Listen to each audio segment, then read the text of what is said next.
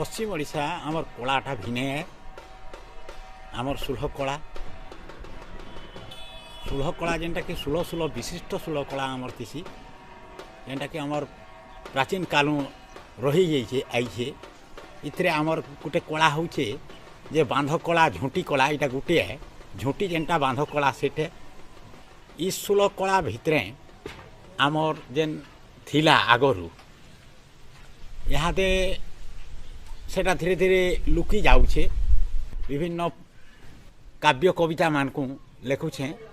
जे आमर जेतेले महाभारत चरित्र लिखिछे द्रौपदी वस्त्रहरण जेतेले होछे सेते बेलके दुशासन घिचुछे द्रौपदी कपटा सेते बेलके संबलपुरी कपटा बाहरुछे जे कबरा कोसरा कोलिया कोस्ता अंछी पुटा मेघई नारगी माटिया भागल गेरुआ हल्दी रूप रंगिया घी बाइंगिनी लालिया फगुआ गुलाफी सागरसिया बौल मालिया ककन पैर नागबंधी धड़िकम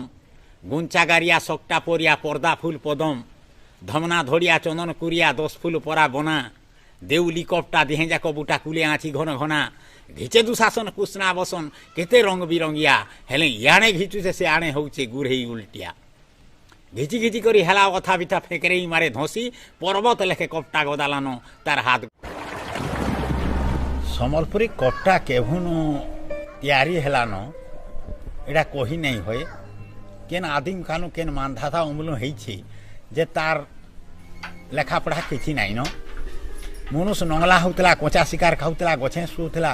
धीरे धीरे कर उन्नत हला पतर पिंधला पतर न थेरु गछर छाली पिंधला आउ धीरे धीरे करी से तार मगज खटई करी कपार सूता के बनाला आउ कपड़ा पिंधला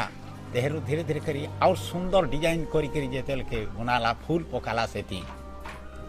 से जेन माने कि से कपड़ा तैयारी कले ताकू कहला भुलिया से भुलिया माने आमर देखते माने इटा तो जुग जुग धरी कर कौशल रह जाए कौशल राज केभू थिला जे सेटा जुग जुग धर के तीर्थया जुगे थिला कौशल्यार माँ घर द्वापर जुगे थिला नगनजीत राजार देश तो मुई सेथि भी लिखी छे जेहेतु कौशल के बिहा होइतिले कुष्ट आमर राय रिकमा আছে 9 खण कपटा देबाटा कोनिया घर के बर घरे 9 खण कपटा देसन